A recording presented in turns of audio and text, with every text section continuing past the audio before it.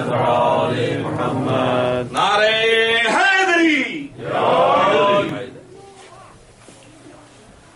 أعوذ بالله السميع العليم من الشيطان اللعين الرجيم بسم الله الرحمن الرحيم الحمد لله رب العالمين والعاقبة لأهل التقوى واليقين والنار للمشركين والمنافقين ثم الصلاة والسلام والتحية والإكرام على أشرف الأنبياء والمرسلين حبيب إله العالمين مولى ثقلين جد الحسن والحسين سيدنا ونبينا وحبيب قلوبنا وطبيب نفوسنا وشفيع ذنوبنا ومولانا أبي القاسم المصطفى محمد اللهم صل على محمد وآل محمد وعلى أهل بيته الطيبين الطاهرين المعصومين المنتجبين المكرمين الميامين ولعنة الداعمة على أعدائهم ومنكري فضائلهم وغاصبي حقوقهم من ليلة هذه إلى صباح يوم الدين. أما بعد، قال الله تبارك وتعالى في محكم كتابه وهو أصدق القائلين وقوله الحق. بسم الله الرحمن الرحيم. يا أيتها النفس المطمئنة ارجعي إلى ربك راضية مرضية فادخلي في عبادي وادخلي جنتي. صلوات. اللهم صل على محمد وآل محمد. I seek refuge in Allah from Satan the rejected. I begin in the name of Allah, the most merciful, the most beneficent. All praise is for Allah alone. Peace, benediction, salutations of Allah be on all the prophets, and especially on the leader of the prophets and on his holy progeny. Curse of Allah be on their enemies. As our friend Brother Zahid announced that the first part is in English for the youth and the children, so that it's easy for them to understand the message of these majalises, the message of Muharram al-Haram. That's why we begin in the English part with a question, and we also try to discuss one of the commands of Quran and commands of Islam, which they come across in their day-to-day life, or some of these questions come in their mind. So that's very important, and they should clarify their queries in these majalises. This institution is the institution where we learn a lot. From this institution we learn what is our obligation, what are the things which are recommended, what are the things which are prohibited and forbidden. Moreover, we also learn what are the things which are recommended, and how should a mu'min, a believer, how should a follower of Ahlul Bayt alayhi salam should behave. What should be the qualities and manner of the person who claims that he is Shia of Amirul Mu'mineen. He claims that he is the Shia of Ahlul Bayt, follower and the lover of Ahlul Bayt. So this person should know what are those qualities which a Shia must have, and try to implement these qualities in his day-to-day life. one of the aim which bring us here. Although we have culture, and culture is also something which is not forbidden. Culture means in Urdu we use the word rasm-o-riwaj, culture. But if there is contradiction between culture and the laws of Sharia, of course the laws of Sharia are more important than the laws of culture. We try to come here, sometimes we come here culturally. There is nothing wrong, one should preserve his culture, there is nothing wrong. This is good that one must have, everyone should know what is the culture and how to preserve the culture. But these majalises, when we come here to attend these majalises, this is not only we are coming here because we belong from the culture in which we were taught to go and sit in the majalis. But we come here to know about our responsibilities. We come here to commemorate this great shahadat and this great event and learn from it. We come here not only because from the back home we were taught to go and just sit in the majalis culturally, but we are here to know about the aims. What were the aims of Imam Hussain alayhi salam, and what is the message of Ashura? So culture is a nice thing. I'm not against any culture. Cultures are different. We have Arabic culture, we have Persian culture, we have Indian and Pakistani culture, we have Turkish culture. Every culture is different. And there is nothing wrong in act upon those things which are told to them culturally. But these majalises are not cultural. The aim of these majalis is not only to come and just obey rasm-o-riwaj, which we were doing from the last few hundred years, and we were taught by our forefathers that this is how the majalises are commemorated. We come here to understand and learn the aim of Karbala, the aim of Ashura, the aim of Imam Hussain alayhi salam, which has a message for all of us. And this message is not only, it was just something which happened, an event happened almost 1,372 years ago, but this is the message which is given to us through this event is that there is always truth and falsehood. Truth and false, haqq and batil are always together. And how should one be with haqq? How should one help the haqq? And how should one keep himself away from the batil? This is what we learn from these majalises. Sallu ala Muhammad wa ali Muhammad. Allahumma salli ala Muhammad wa ali Muhammad. Today I got a chance to go for Salatul Jum'ah in the Mosque Imam Hussain alayhi salam, and I was very impressed to see, mashallah, in this city there is Salatul Jum'ah.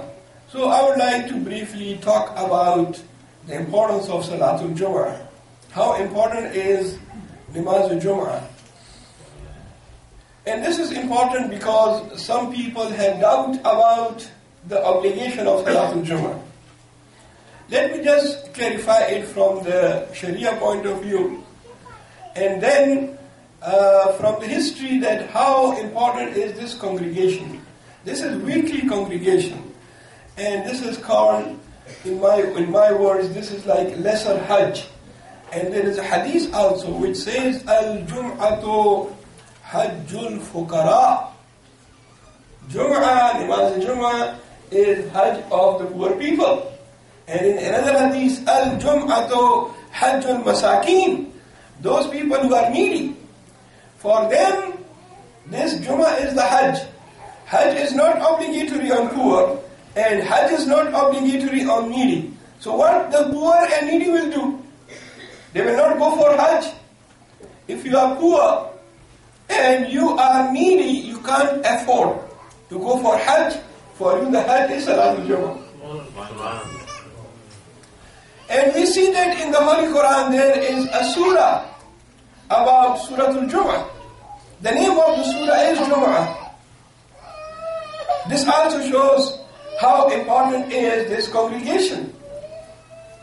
The word Jumu'ah is from Jama'ah, from gathering. So in this salat, the people should gather and they should socialize and they should see each other.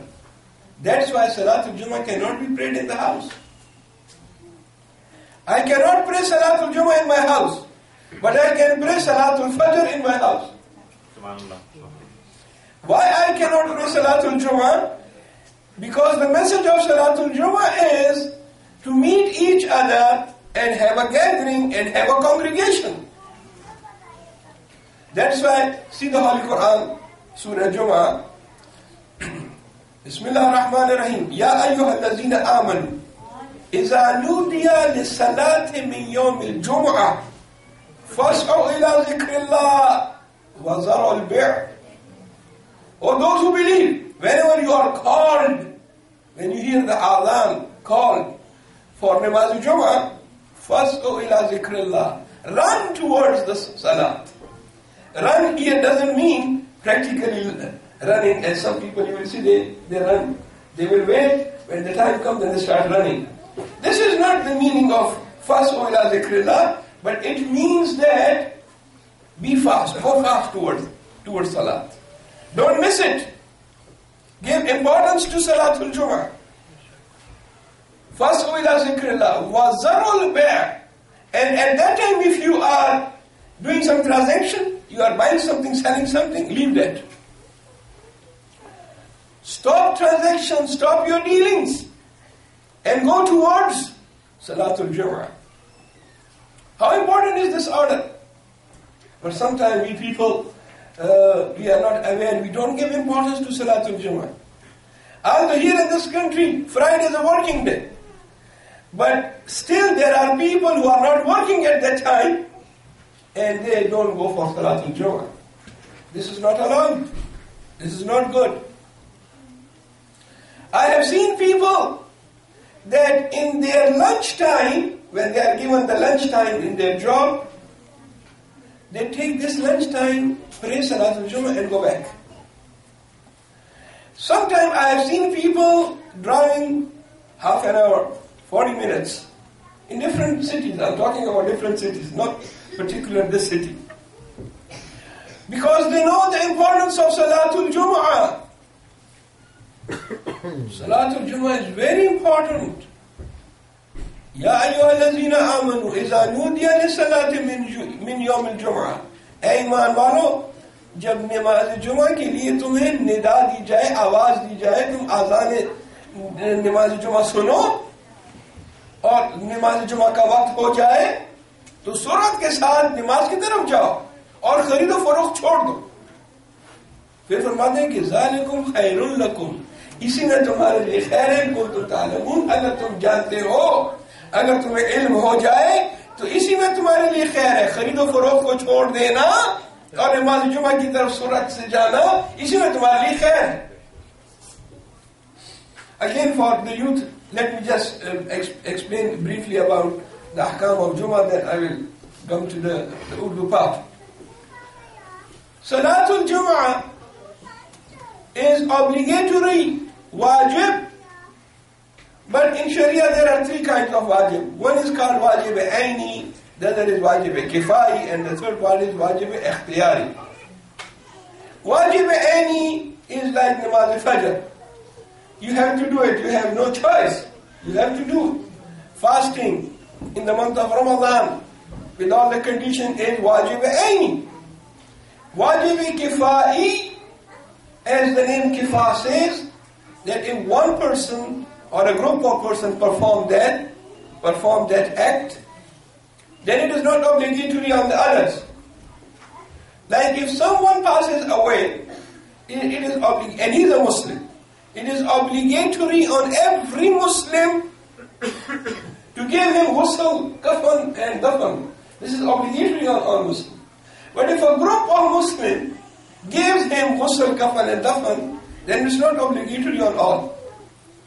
If none will give ghusl, then all the people are answerable to God because they have left something which was wajib.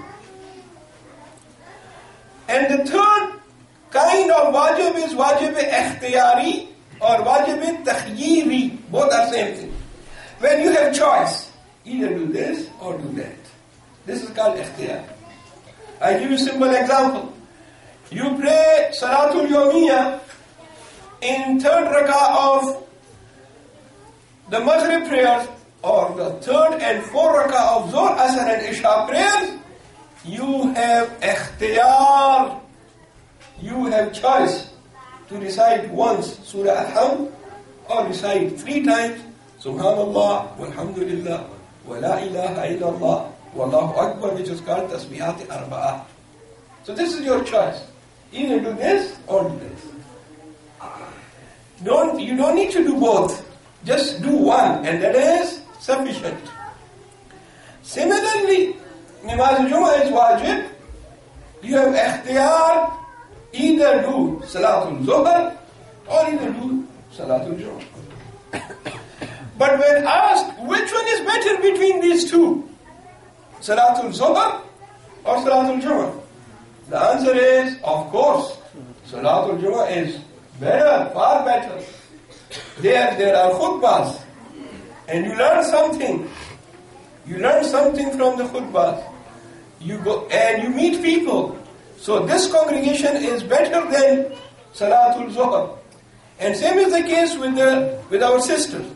Sometimes the sister thinks that it's not obligatory on them to go for Namaz al-Jama'at or Namaz al-Jumu'ah. It is always mustahab for the women if they want to go and they can afford to go. They have no work in the house, or they can come back and do the work. This is always good for them to go and participate in Namaz al-Jumu'ah and also go and participate in other Namaz al-Jama'at. Usually on Friday the children have school. So at that time they cannot go and attend Salatul Jumu'ah. But brothers and sisters, dear parents, I told you last night, it's your obligation to save yourself and your family member from hellfire. Whenever they are off, at that time take them to Salatul Jumu'ah. Or arrange some arrangement that the children goes for Salatul Jumu'ah so that they should know what is the difference between the Salat and the other Salat. What is the importance of Salatul Jumu'ah? They will only learn if you send them for Salatul Jumu'ah. If you take them with you, if you are busy, do the other arrangement. And usually, every month, I know the children, because my children also go to school, so either they have a PD day or some other occasion, but Friday and Monday are the days on which they are usually off, at least once a month. And there are other occasions also when there is no school. So Friday no school, children, youth, go for Salatul Jumu'ah. You are very lucky. You are living in the city where there is Salatul Jumu'ah. When I went to Halifax, there was no Salatul Jumu'ah because there wasn't any sheikh, there wasn't any imam. The first thing I did, I started Salatul Jumu'ah. And from that day till today, we have Salatul Jumu'ah every week. And the people come and they take part in Salatul Jumu'ah. The women also take part, the girls, the boys, they come and they pray because of the importance of this Salatul Jumu'ah. Sallu ala Muhammad wa ali Muhammad. Allahumma salli ala Muhammad wa ali Muhammad. Azizani Girami, Azadalane, Imam Hussain alayhi salatu wa salam. یہ جمعے کی نماز کی اہمیت بالخصوص ان ممالک میں بہت زیادہ ہے، کیونکہ یہاں ہم کو اذان کی آواز سنائی نہیں دیتی اور نہیں ہمارے پاس وہ انوائرمنٹ، وہ ماحول ہے جو کہ ایک اسلامی ملک میں ہوتا ہے۔ ہاں اس ملک میں بہت سی اچھی چیزیں ہیں۔ سب سے بڑی اچھی چیز تو یہ ہے کہ آپ کو آزادی ہے، اگر آپ نماز پڑھنا چاہیں تو کوئی آپ کو نماز سے نہیں روکتا۔ اچھی چیزیں بھی ہیں، میں نہیں کہتا کہ یہاں پہ اچھی چیزیں نہیں ہیں، اچھی چیزیں زیادہ ہیں، اور یہ انسان پر ڈیپینڈ کرتا ہے کہ وہ ان سے کیسے استفادہ کرتا ہے، کیسے ان سے فائدہ اٹھاتا ہے۔ لہذا یہ جو نماز جمعہ ہے اس شہر میں، یقین کریں یہ ایک بہت بڑی نعمت ہے، لیکن انسان ایک ایسا موجود ہے کہ جب نعمت اس کی آنکھوں کے سامنے اس کو قدر نہیں ہوتی، جب نعمت اس کی آنکھوں سے اوجھل ہو جائے تب اس کو اس کی قدر قیمت کا پتہ چلتا ہے۔ آج میں نماز جمعہ پڑھ رہا تھا اور اتفاق سے جب امام صاحب قنوت پڑھ رہے تھے تو قنوت کے دوران میری جب نگاہ سامنے گئی تو چونکہ وہاں محراب کے سامنے شیشے وغیرہ لگے ہیں تو میں نے دیکھا کہ امام حسین علیہ السلام کا علم لگا ہوا ہے سینٹر سے باہر، امام حسین سینٹر سے باہر جو علم ہے، اور اس میں بڑا خوبصورت بڑا بڑا لکھا ہوا یا حسین۔ تو بے اختیار میری آنکھوں میں آنسو آ گئے۔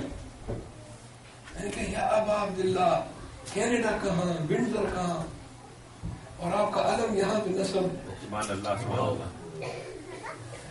یعنی جو مظالم اہل بیت پہ ہوئے، جو مظالم اولاد رسول پہ ہوئے، جو مظالم امام حسین علیہ السلام اور ان کی اولاد اطہار پر ہوئے، اور آج دیکھیں جگہ جگہ پہ، ہر جگہ ہر مقام پہ امام حسین علیہ السلام کے نام کا علم لگا ہوا ہے۔ یہ ایک نعمت نہیں ہے تو اور کیا ہے؟ یہ نعمتیں ہیں۔ ماشاءاللہ میں نے کچھ لوگوں کو دیکھا جو ہماری مجلسوں میں بھی آتے ہیں، وہ بھی نماز جمعہ میں آئے تھے، بے اختیار میرے دل سے ان کے لیے دعا نکلی۔ اور وہ لوگ کہ جو نہیں آ سکتے، ان کی کوئی مجبوری ہے، اللہ تعالیٰ بہتر جانتے ہیں، ہم ان کو بلیم نہیں کرتے، ہر ایک شخص کی کوئی نہ کوئی مجبوری ہوتی ہے۔ اور مجھے یقین ہے یہ مجمع اتنے اچھے مومنین کا ہے کہ بغیر وجہ کے کوئی مومن بھی نماز جمعہ سے غفلت نہیں کرے گا، لیکن میں نے آج ضروری سمجھا جمعے کے دن کہ تذکر دے دوں، ایک یاد دہانی کرا دوں کہ نماز جمعہ کی بڑی اہمیت ہے اور نماز جمعہ کو ہمیشہ اہمیت دینی چاہیے۔ آپ لوگ خوش قسمت ہے کہ اس شہر میں نماز جمعہ قائم ہے اور آپ اس میں شرکت کر سکتے ہیں۔ تھوڑی محنت کرنی پڑے گی لیکن اس محنت کا بہت اجر ہے، ایک قدم کا اجر اور ثواب ہے۔ درود بھیجے محمد علیہ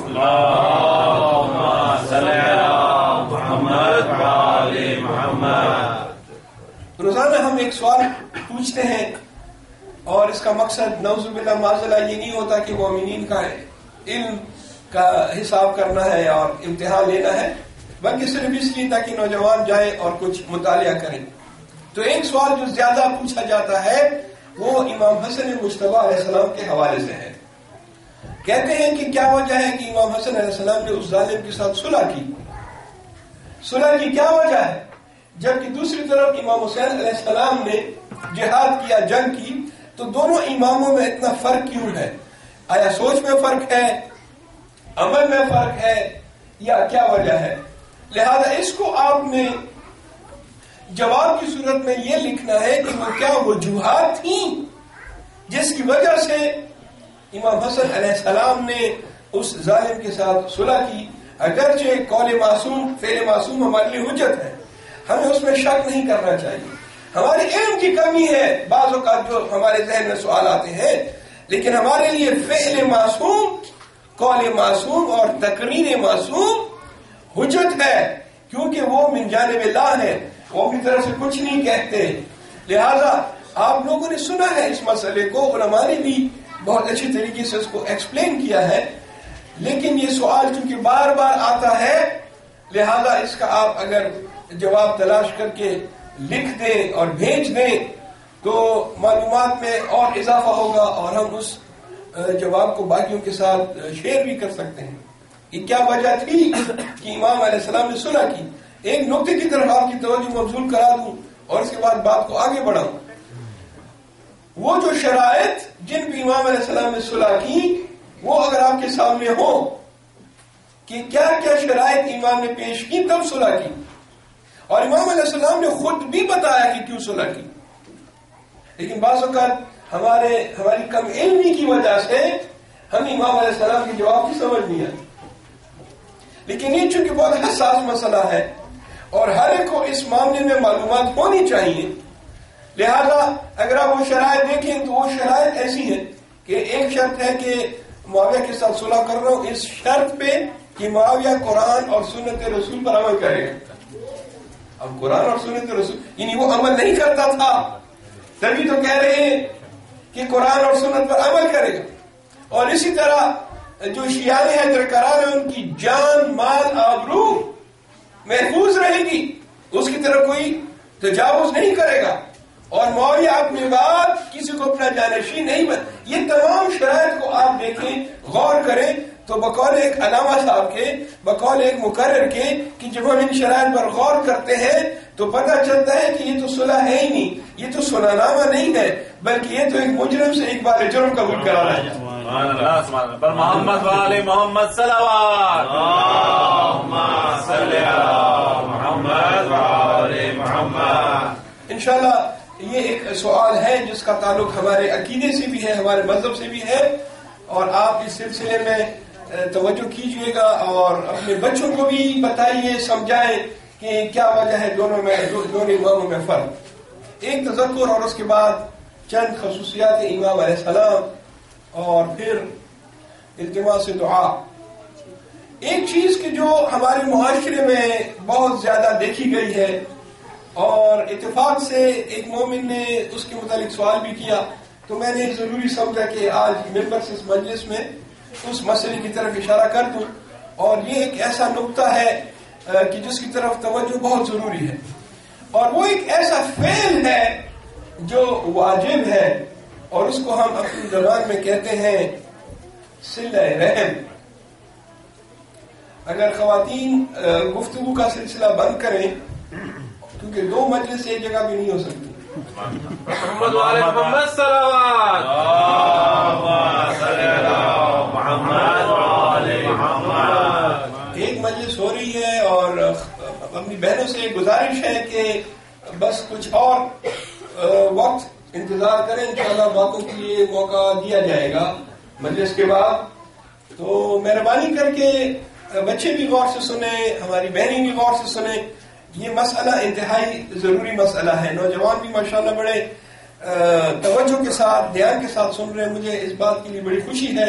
ان تمام نوجوانوں کی سکسیس اور کامیابی کے لیے مل کے جو ہے بلند تر درود بھیجیں. محمد علیہ اللہم صلی علی محمد والے محمد. صلہ رحم دو لفظوں کا مجموعہ ہے، ایک ہے صلہ ایک کہتے ہیں اور ایک ہے رحم. صلہ کا مطلب ہے کسی کے ساتھ نیکی کرنا، اور رحم جو ہے وہ نکلا ہے رحم مادر سے، یعنی وہ جو قریبی رشتہ دار ہیں ان کے ساتھ محبت کرنا، ان کے ساتھ نیکی کرنا، یہ صلہ رحم.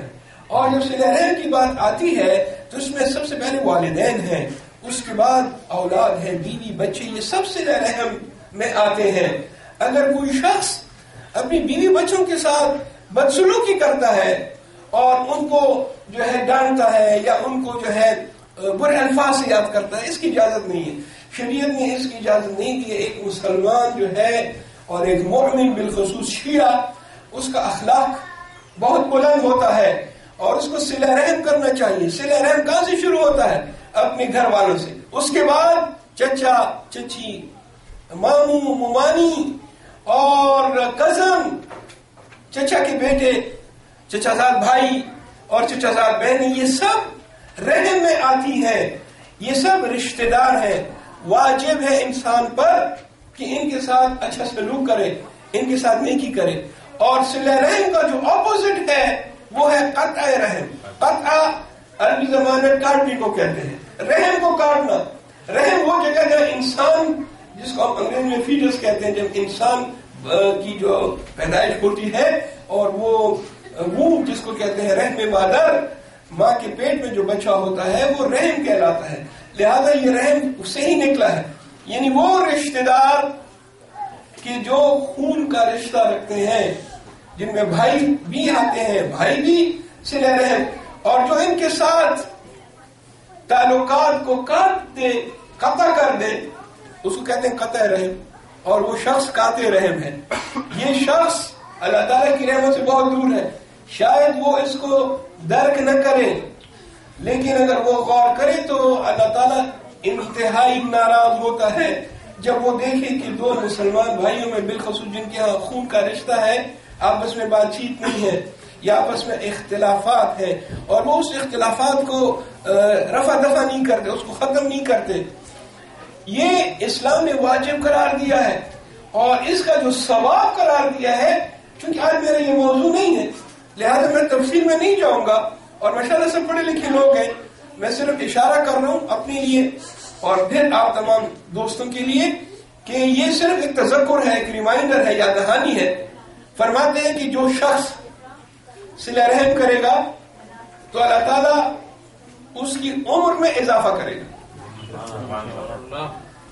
لیکن ہمیں ان چیزوں کا یقین نہیں ہے۔ اگر میں یہاں آپ کی خدمت میں 10 روایتیں پڑھ دوں، آپ سنیں گے، اس وقت آپ کو یقین آ جائے گا، مگر تھوڑی دیر کے بعد پھر آپ بھول جائیں۔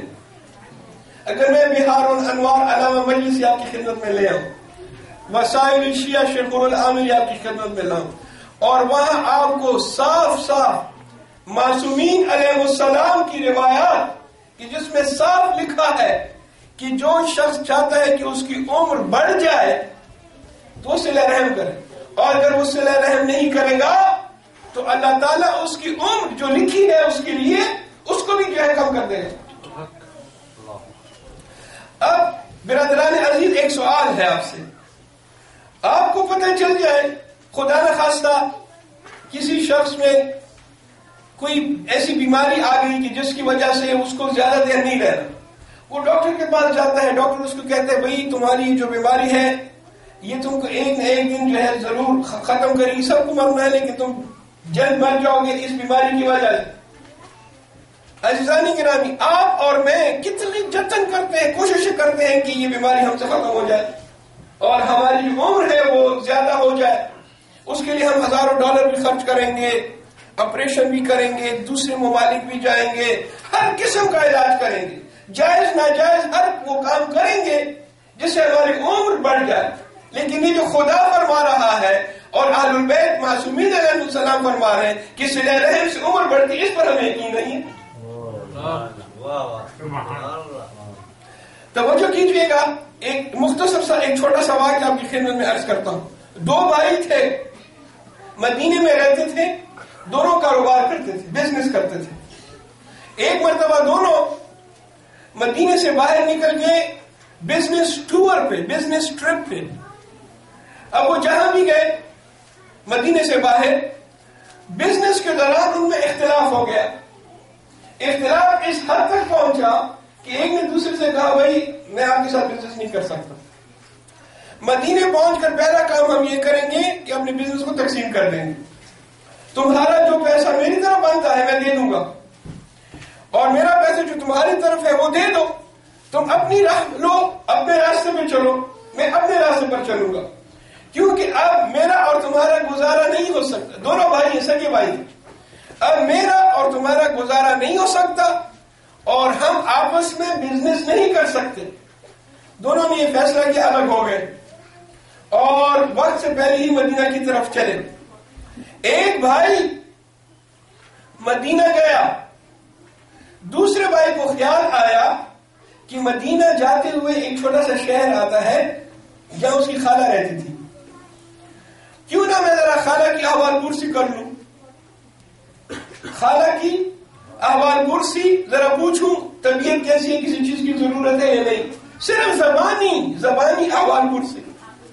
لہذا وہاں وہ رک گیا۔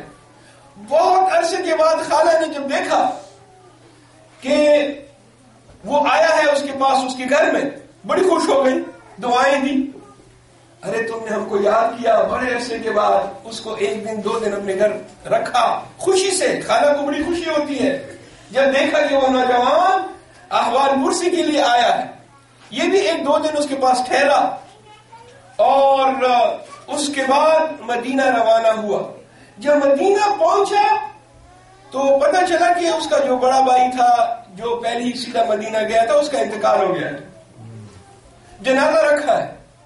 خیر جنازے کی تدفین وغیرہ سب ہوئی تو سیدھا گیا امام کے پاس. کون امام؟ آپ کے اور میرے چھٹے سرکار امام جعفر صادق.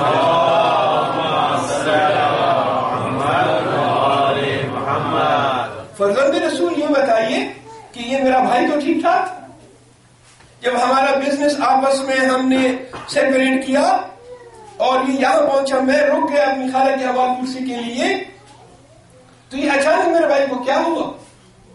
امام علیہ السلام نے جواب دیا، اس کی جو عمر تھی وہ جو لکھی گئی تھی وہ اس کو کم کر دیا گیا کیونکہ اس نے قطع رحم کیا. تم بھائی ہو، تمہارے ساتھ رابطہ توڑ دیا، لہذا جو عمر تھی وہ جب قطع ہو گئی تو اس کی اجل آ گئی اور وہ مر گیا. اور تمہاری جو عمر لکھی گئی ہے اس میں 20 سال کا اضافہ لکھ دیا گیا ہے کیونکہ تم نے صلہ رحم کیا. 20 سال صلہ رحم کرنے سے. یہ جو میں کہتا ہوں صلہ رحم، اس سے کیا مطلب ہے؟ اس سے یہ ضروری نہیں ہے کہ آپ اپنے رشتہ داروں کو پیسے بھیجیں یا ان کی جو ہے امیگریشن کرائیں اور یہاں ان کو لے کر آئیں، بلکہ صلہ رحم سے مراد یہ ہے کہ اگر آپ پیسے نہیں بھجوا سکتے یا آپ کے پاس پیسے نہیں ہیں، کوئی دوسرا مدد نہیں کر سکتے، کم سے کم حدیث میں آتا ہے کہ صلہ رحم کا سب سے کم درجہ سلام ہے. سلام بھی صلہ رحم میں آتا ہے، سلام بھی صلہ رحم میں آتا ہے. مل کے درود بھیجیے محمد اور آل محمد.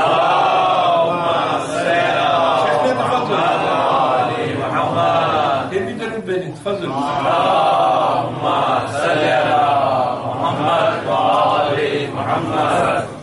درود بھیجیے گا محمد اور آل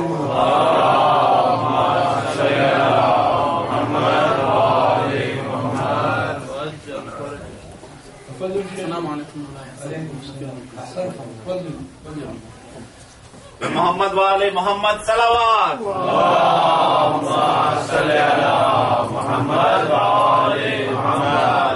میں صلہ رحم کی بات کر رہا ہوں اور مثال آپ کے سامنے آ گئی. ایک نماز جمعہ میں شرکت کرنے کا آپ نے دیکھ لیا کہ شیخ صاحب یہاں تشریف لے آئے ہمارے درمیان اور ہماری اس مجلس کو رونق بخشی ہے. اگر میں نہ جاتا پھر بھی شیخ آتے، میں یہ نہیں کہتا، لیکن صلہ رحم جب انسان کرتا ہے تو اللہ تعالیٰ کس طرح اپنی رحمتیں بھیجتا ہے. آج ہم نماز میں شریک ہوئے، اللہ تعالیٰ نے مولانا کی صورت میں رحمت بھیجی ہمارے.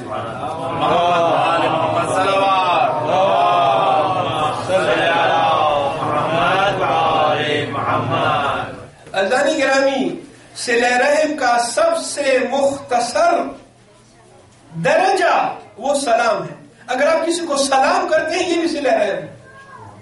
اگر آپ ایک فون کے ذریعے، خوش قسمت ہیں وہ لوگ کہ جن کی والدائیں زندہ ہیں، خوش قسمت ہیں وہ لوگ کہ جس کی والدہ زندہ ہے، والدہ کی دعا قبول ہوتی ہے. ایک مرتبہ حضرت موسیٰ علیہ السلام جنگ کے لیے نکل رہے ہیں اور حضرت موسیٰ علیہ السلام جس طرح جنگ میں جاتے تھے، چونکہ ماشاءاللہ حضرت موسیٰ علیہ السلام ایک بہادر نبی تھے، قد کاٹ بھی اچھا خاصا اونچا، لہذا جس طریقے سے جنگ کے لیے نکلتے تھے اسی طریقے سے جب حضرت موسیٰ علیہ السلام باہر نکلنے لگے، جنگ کے لیے جا رہے ہیں، ایک مرتبہ جبرائیل نازل ہوئے، سلام کی بات کہا، اے موسیٰ اللہ تعالیٰ فرماتا ہے کہ ذرا آرام سے، اب تمہاری ماں زندہ نہیں ہے جو پہلے تمہارے دعا کیا کرتی تھی. جس طرح پہلے تمہاری ماں زندہ تھی اس کی دعائیں تمہارے ساتھ تھی، اب تمہاری ماں زندہ نہیں ہے، ذرا خیال سے جنگ کے لیے نکلو، آمادگی کے ساتھ اپنے کو آمادہ کر کے جنگ کے لیے جاؤ. عزیزان گرامی، اگر کسی کی والدہ یہاں پہ نہیں ہے اور والدہ جو ہے کسی اور جگہ پہ ہے، تو اگر ایک ٹیلی فون کر کے اس کا حال احوال پوچھا جائے، بھائی کا حال احوال پوچھا جائے، تو اس میں ایسی کون سی بات ہے؟ شہید محراب آیت اللہ دستغیر شیرازی اپنی کتاب میں ایک واقعہ لکھتے ہیں، فرماتے ہیں کہ ایک شخص تھا، خواتین سے التماس ہے کہ ذرا توجہ کے ساتھ سنیں اس واقعے کو. ایک شخص تھا جس کا نام تھا ابو طاہر خراسانی، وہ خراسان میں رہتا تھا، لہذا خراسان سے چلا کہ میں مکہ میں جا کے جار اللہ بن جاؤں، اللہ کا ہمسایہ، خانہ کعبہ کے پاس رہ کر وہاں میں نمازیں پڑھوں، عبادت کروں۔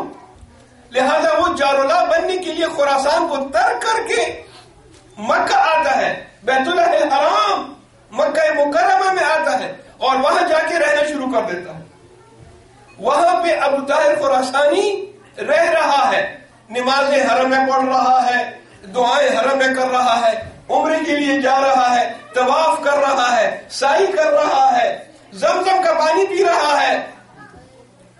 جب انتقال ہوا تو کسی نے خواب میں دیکھا، کہا ابو طاہر کیسے ہو، وہاں کی کیا حالات ہیں؟ جواب دیا حالات تو قدر بہتر ہیں، مگر 3 ایسی چیزیں ہیں کہ جس کی وجہ سے ابھی تک گرفتار ہوں۔ 3 ایسے کام میں نے کیے کہ جس کا جواب ابھی تک نہیں دے پا رہا، جس کی وجہ سے مسلسل عذاب میں ہوں۔ کہا کیا چیزیں ہیں؟ کہا نمبر 1 درہم میں نے خرچ کیا تھا، لیکن اس کو جو جگہ تھی اس میں خرچ نہیں کیا تھا، بلکہ جو اس کا مقام تھا جو مستحق کو دینا چاہیے تھا، مستحق کی جگہ میں نے غیر مستحق کو 1 درہم دے دیا تھا۔ غیر مستحق کو 1 درہم دیا، جس کی وجہ سے گرفت میں پوچھا جا رہا کیوں دیا؟ مستحق کو دینا تھا، تم نے مستحق کو نہیں دیا۔ اور دوسری چیز کہ جس کی وجہ سے میں گرفتار ہوں وہ یہ ہے کہ میں نے زندگی میں ایک عالم دین کی توہین کی تھی۔ عالم دین میں نے اس کی توہین کی بغیر کسی وجہ کے، لہذا اس میں بھی گرفتار۔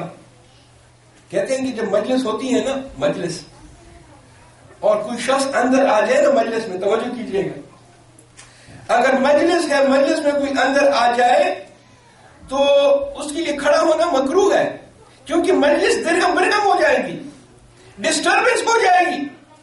مکروہ ہے اس شخص کے لیے کہ جو اندر آتا ہے، اور اس لیے ہم نہیں کھڑے ہوتے، لوگ آتے رہتے ہیں، مجلس شروع ہے، کوئی آ رہا ہے وہ پیچھے بیٹھ رہا ہے، کوئی آگے بیٹھ رہا ہے، مجلس میں کوئی خلل نہیں۔ لیکن جب عالم دین مجلس میں آ جائے تو اس کے احترام کے لیے کھڑے ہوتے ہیں۔ محمد وآل محمد صلوات، اللہم صلی علی محمد وآل محمد، کیونکہ یہ اس کے علم کا احترام ہے، اس کے لباس کا احترام ہے۔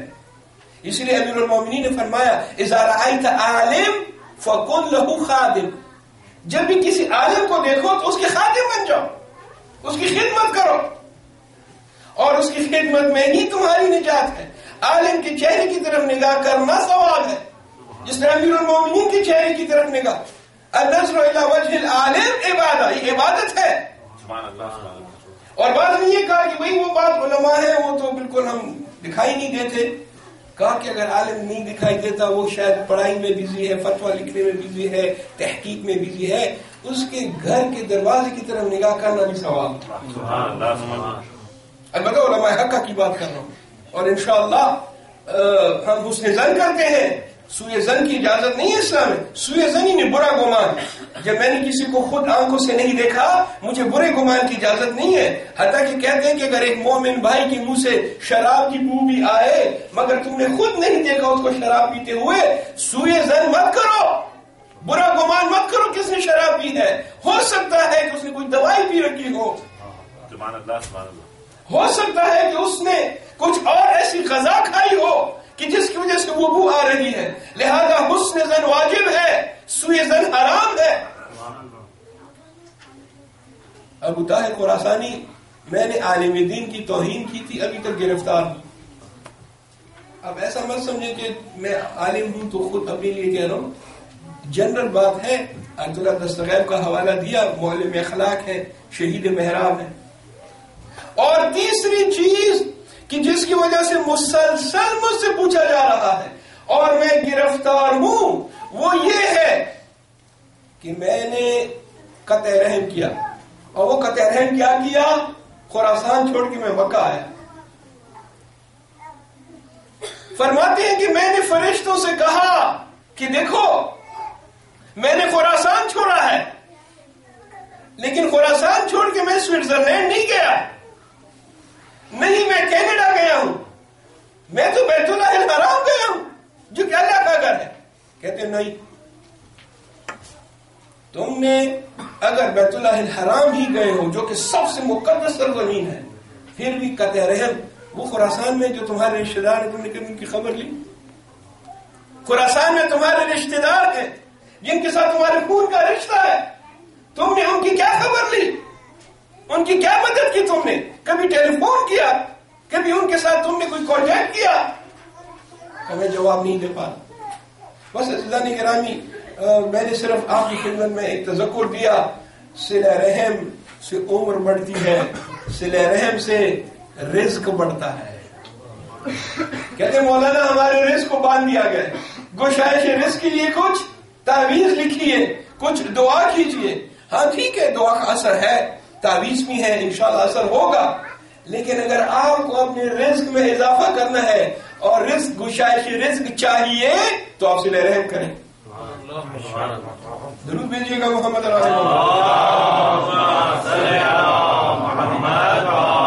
محمد. بس عزیزان گرامی، آج کی گفتگو کو اختتام کی طرف لاتے ہوئے بس اپنے عرائض کو اختتام کی طرف لاتے ہوئے چند جملے ذکر مسائل کی بھی کرنے ہیں، اور چونکہ راتیں جو ہیں قریب آ رہی ہیں لہذا انشاءاللہ کوشش کریں گے کہ مسائل زیادہ پڑھے جائیں.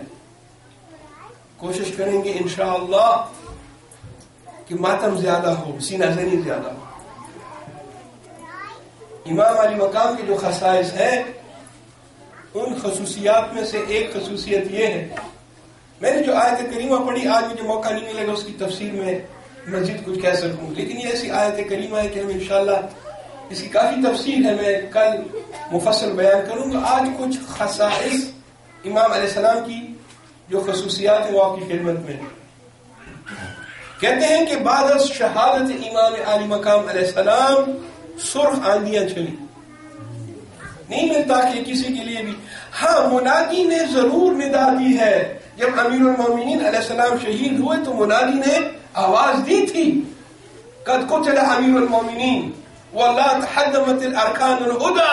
یہ تمام آوازیں آئی تھی منادی کی طرف سے، مگر سرخ آندیاں جب امام مظلوم علیہ السلام کی شہادت ہوئی تو سرخ آندیاں چلی. ایک اور خصوصیت کہتے ہیں کہ جب امام علیہ السلام کی شہادت ہوئی تو 7 دن تک افق پر خون رہا، افق سرخ رہا. بقول شاعر کے افق پہ دیکھتا ہوں کس کے خون کی سرخیاں اکثر، افق پہ دیکھتا ہوں کس کے خون کی سرخیاں اکثر. 7 دن تک آسمان سرخ رہا. ایک اور خصوصیت امام علیہ السلام کی کہ کربلا میں جو بھی کوئی پتھر اٹھاتا تھا، بڑا پتھر، تو وہاں سے خون بہنا شروع ہو جاتا. یہ امام حسین علیہ السلام کی جو خصوصیات ہے نا، ایک اس کی جو ہے خون کی تاثیر ہے جو آج کل بھی ہے، اور یہ صرف پاکستان یا ہندوستان کی نہیں بلکہ ہر جگہ ابھی تک تاثیر ہے. آپ کو شاید یقین نہ ہو، اسی کینیڈا میں ایک جگہ مجلس پڑھ رہا، ظہر عاشور کی مجلس جب ہوئی اور جب شہادت کا وقت آیا، بالکل عصر کی شہادت کا وقت آیا، تو تابوت امام علیہ السلام پر جو تصویر کی تھی خاک شفا کی، یہ میرے اپنے آنکھوں کا حال ہے، خود دیکھا. میں مجلس پڑھ رہا تھا، 10 دانے اس تصویر کے سرخ ہو گئے. 10 دانے تصویر کے سرخ. کبھی علم سے پانی ٹپکتا ہے، کبھی سجدگاہ سرخ ہو جاتی ہے، کبھی تسبیح سرخ ہو جاتی ہے. یہ اثر اور کہاں نہیں ہے، اور کہیں نہیں ہے. یہ صرف امام حسین علیہ السلام کے خون کی اور شہادت کا اثر ہے.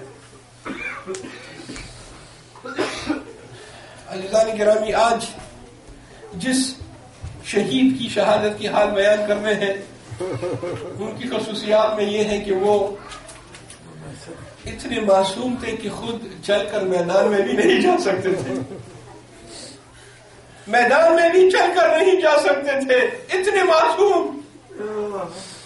جب امام علیہ السلام اس کو گود میں اٹھا کر لا رہے ہیں اتمام حجت کے لیے، اور لوگوں سے یہ کہہ رہے ہیں کہ اے لوگوں، اگر تم یہ سوچتے ہو کہ میں اپنے لیے پانی مانگ رہا ہوں تو دیکھو میں اپنے لیے پانی نہیں مانگ رہا، میں اس 6 مہینے کے شیرخوار کے لیے،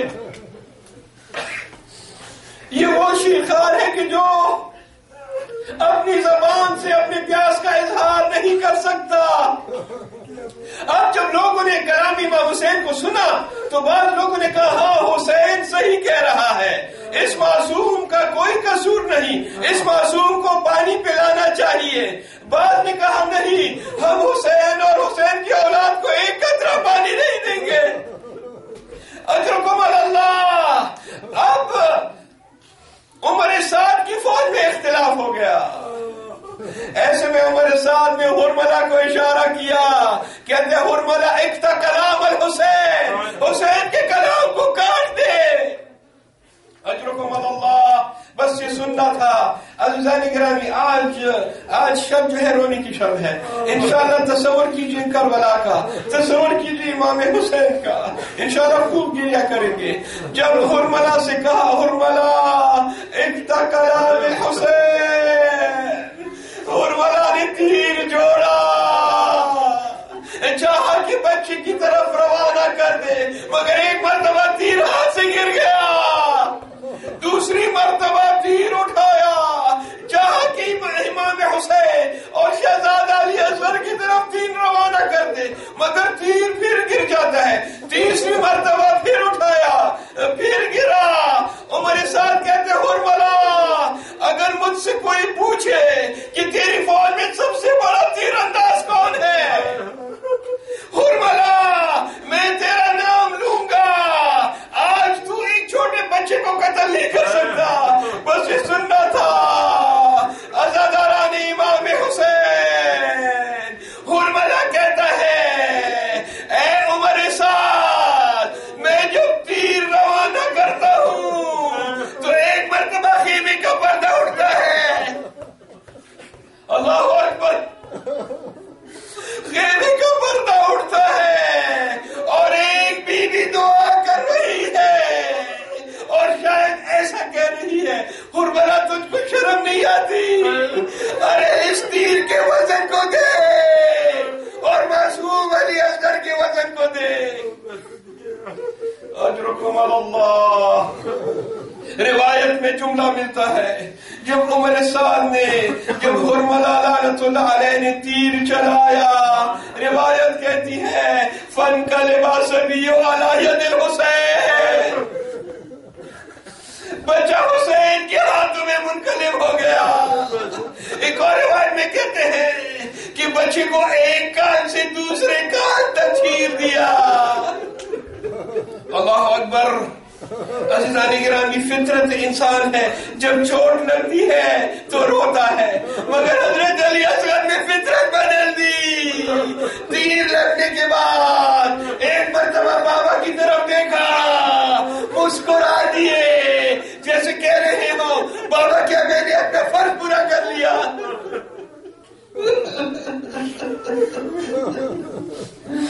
اجرکم اللہ، اجرکم الامام الحسین علیہ السلام۔ حسین کیا کرے، ماں سے وعدہ کیا تھا کہ بچے کو پانی پلانے کے لیے لے جا رہے ہیں، مگر بچہ شہید ہو گیا۔ یہ پہلا مظلوم ہے، پہلا شہید کربلا ہے جس کو امام حسین علیہ السلام نے دفن کیا۔ عزیزان گرامی، علماء لکھتے ہیں کہ کیا وجہ تھی کہ امام حسین نے اس معصوم کو دفن کیا۔ بعض وجہ یہ لکھتے ہیں کہ حضرت امام حسین کو ڈر تھا۔ کس بات کا ڈر؟